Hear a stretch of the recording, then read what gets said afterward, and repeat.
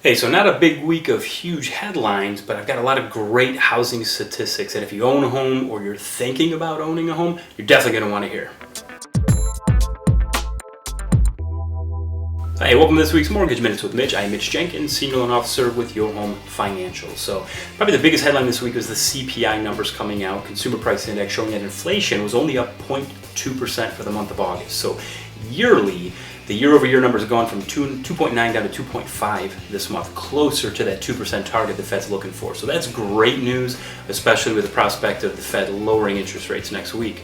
Now, if you annualize the last 3 months, inflation would only be 1.14%. So the last few months of inflation figures are very optimistic and promising and showing us that we're heading closer and closer to the Fed's target.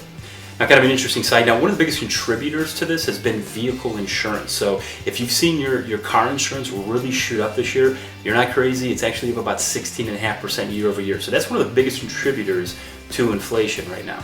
So the stage is set for the Fed's meeting next week, and everyone expects the federal funds rate to go from 5.375 down to 5.125. Now keep in mind that's the federal funds rate, not your mortgage rate. Every mortgage company has a margin built in on top of that. But if we see a 0.25% drop, that's what the market's expecting. That's good news.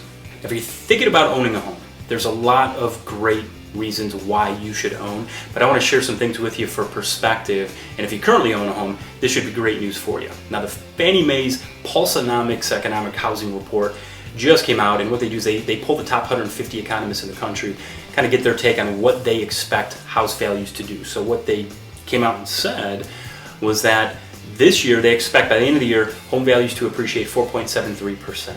Very, very strong. Now, not only that, for the next 5 years, they forecast about 20%. So it's about 4% per year over the next 5 years. Again, a solid investment. And there's 136 million households in the United States. About 2/3 of those are owned, and 1/3 of those are rented. About 45 million households are rented right now.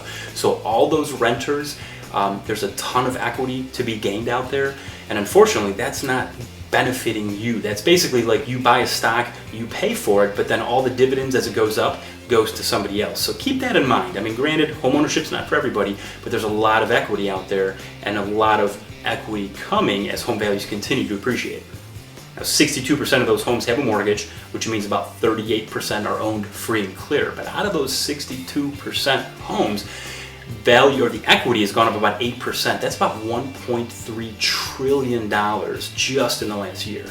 So for the average homeowner, that's a whole lot of potential equity that they could tap into to do things like pay bills, home improvements, pay for college, whatever they might need. So if you would like to become a homeowner, would love the opportunity to work with you, show you how it works, and help guide you through the process. So let me know how it can help you. As always, thanks so much for watching. We'll see you next week.